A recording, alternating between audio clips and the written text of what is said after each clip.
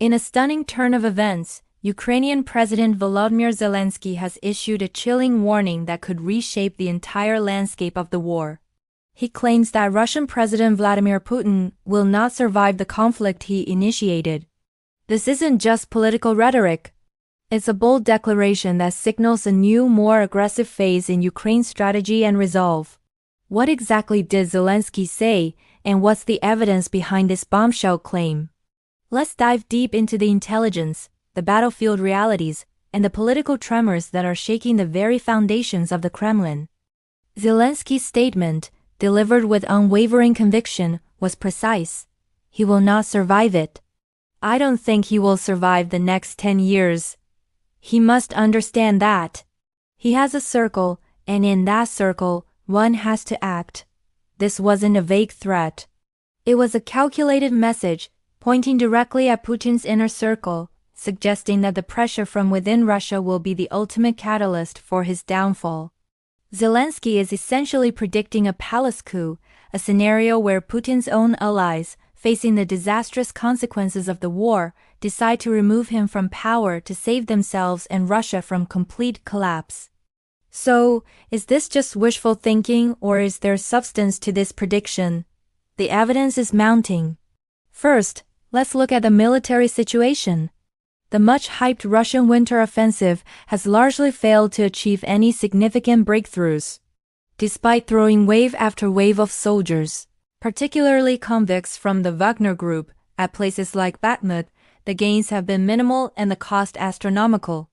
Western intelligence estimates that Russia has suffered hundreds of thousands of casualties. These are staggering numbers that cannot be hidden from the Russian public forever. Every coffin that returns home chips away at the Kremlin's narrative of a special military operation that is going according to plan. Simultaneously, Ukraine's military capabilities are growing stronger by the day. The recent decisions by Western allies to supply advanced weaponry like Leopard 2 and Challenger 2 tanks, and potentially even F-16 fighter jets, represent a massive upgrade. These systems are not just symbolic. They provide Ukraine with the offensive power needed to launch a decisive counteroffensive. The plan is no longer just to defend territory but to reclaim it, to push Russian forces back to the pre-2014 borders. This shift from a defensive to an offensive posture puts immense pressure on Putin. A major Ukrainian victory, such as the liberation of Crimea, would be a political catastrophe from which he could not recover. Now, let's turn to the internal situation in Russia. The economic sanctions, while not causing an immediate collapse, are having a slow, corrosive effect. The Russian economy is being re-engineered to be a war economy, but this is unsustainable. The country is cut off from global financial markets, advanced technology, and key supply chains. The brain drain is immense, with hundreds of thousands of the best and brightest fleeing the country. This long-term economic decay creates a breeding ground for dissent, not just among the general population, but crucially among the oligarchs and a security elite who form Putin's power base. These elites are the ones Zelenskyy is speaking to. Many of them have seen their fortunes decimated, their international lifestyles destroyed, and their futures thrown into uncertainty. While they may publicly support the war out of fear, privately, discontent is simmering. We're already seeing cracks appear. The public and increasingly bitter feud between Wagner chief Yevgeny Prigozhin and the formal Russian military leadership, Defense Minister Sergei Shoigu and General Valery Gerasimov, is a prime example. Prigozhin has openly accused them of incompetence and of deliberately starving his forces of ammunition. This kind of public infighting at the highest levels of the war effort was unthinkable a year ago. It's a clear sign that the system is under extreme stress. Zelensky's warning plays directly into this dynamic. He's sending a message to Putin's inner circle. The ship is sinking, and Putin is the one drilling holes in the hull. Your loyalty to him will only drag you down with him. The alternative is to act, to remove him and negotiate an end to this disastrous war. It's a classic divide-and-conquer strategy, designed to amplify the paranoia and suspicion that is already rampant within the Kremlin's walls.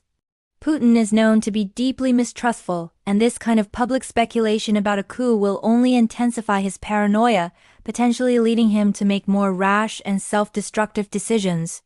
Furthermore, the international isolation of Russia is almost total. The recent vote at the UN General Assembly demanding Russia's withdrawal from Ukraine saw an overwhelming majority of countries vote in favor. Even China, Russia's most important partner, has shown signs of unease. While Beijing has provided diplomatic cover for Moscow, it has been careful not to provide direct military aid that would trigger Western sanctions. China's recently proposed peace plan, while vague, shows a desire to see the conflict end, not escalate indefinitely.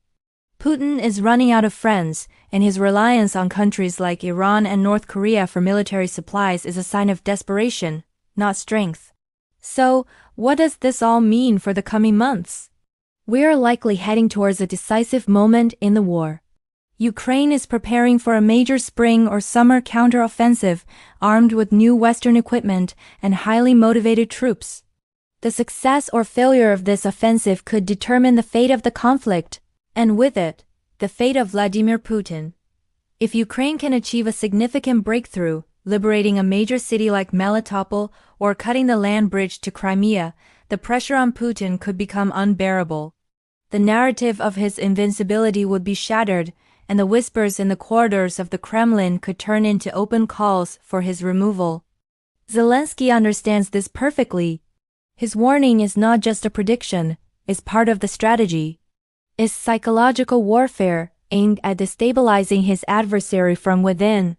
He is telling the world, and more importantly, telling the Russian elite, that Putin's path leads only to defeat and ruin.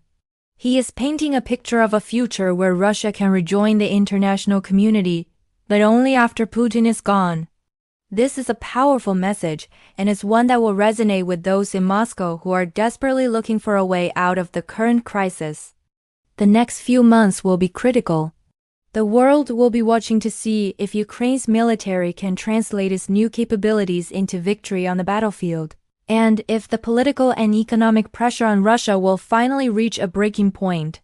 Zelenskyy has drawn a line in the sand. He has declared that Putin's political survival is incompatible with Ukraine's survival. It's a high-stakes gamble, but given the trajectory of the war, it's a gamble that looks increasingly likely to pay off. The clock is ticking for Vladimir Putin, and as Zelenskyy has made clear, his time may be running out far faster than he thinks. The question is no longer if his regime will face a crisis, but when, and who will be brave enough to make the first move. Thank you for watching. If you found this analysis insightful, be sure to like this video, subscribe to our channel, and hit the notification bell so you don't miss our next update on this developing story. We'll continue to bring you the latest in-depth coverage. See you next time.